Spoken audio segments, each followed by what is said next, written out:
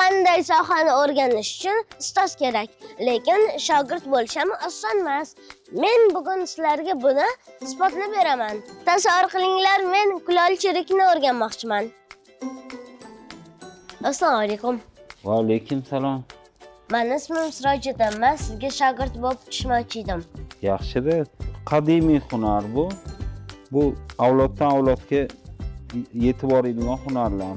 Bu hunar Rishton kulolchiligi 6-asrda davom etib kelyapti. Mana siz shogirdchisiz, siz ham shu ishni davom ettirishingiz mumkin. Kulolchilikni necha yilda o'rganishim mumkin? Mukammal o'rganish uchun 4 yil vaqt ketadi. Ishni shunda nimadan boshlaymiz?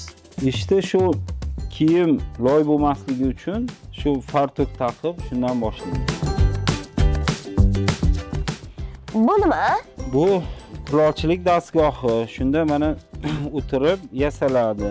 Men ham yasab ko'rsam bo'ladimi o'tirib? Bo'ladi. Hozir mayli o'tirib ko'ring, keyin birgalikda mana Muhammad Rasul bilan shogirdim bilan birgalikda loy tayinlab shunda yasab ko'rasizlar. Xo'p bo'ladi. Wow. Menga ham loy bering. Xo'p bo'ladi. Muhammad Rasul birgalikda ukang bilan loy bilan tanishtirib, birga yasashni o'rgatgin. Muhammad Rasul akam menga avval loy ezishni o'rgatdilar. Keyin esa biz kulolchilik dastgohiga o'tirdik. Sal qiyinroq so'z ekanda.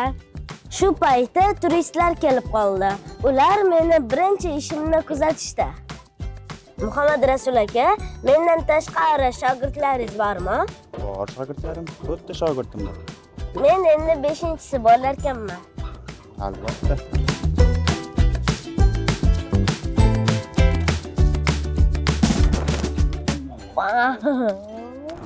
Mana men ustozim bilan birinchi bo'lib yasagan idishim. Hali ustoz, men yaxshi shogird ekanmanmi? Yaxshi o'zlashtiryapsiz. Agar ustozlarni quloq solib aytganini qilsangiz, yaxshi kulol chiqasiz. Sizga katta rahmat. Men yasagan likopcha bir haftadan keyin tayyor bo'lar ekan. Bir haftadan keyin o'zim olib ketaman. Menga salgina qiyinroq bo'ldi, lekin menga yoqdi. Sizcha kimga shogird bo'lishni xohlaysiz?